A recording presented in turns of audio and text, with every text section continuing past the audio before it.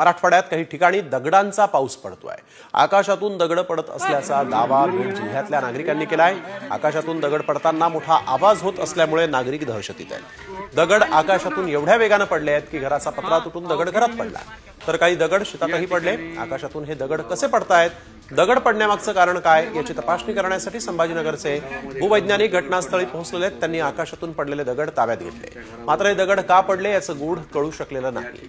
हा धक्कादायक प्रकार बीडच्या वडवणी तालुक्यातल्या खळवट लिमगाव इथं घडलेला आहे। दुपारी 2 वाजता आवाज झाला। मी बाहेर बसलेलो होतो, मग बाहेरून मध्ये येऊन बघितलं तर पत्राला धवाड पडून खाली चूल फुटली। तर त्याच्यामुळं आमची इथं बाया पोरं जेवत होते समोरच, तर त्याच्यामुळं आम्हाला भीती निर्माण झाली, भी वाटते। गावात आणखीन 2-3 जागेवर असे दगड पडले आवाजामुळे, तर ते बी दगड आणले इथं, अधिकारी आले इथं, तहसीलदार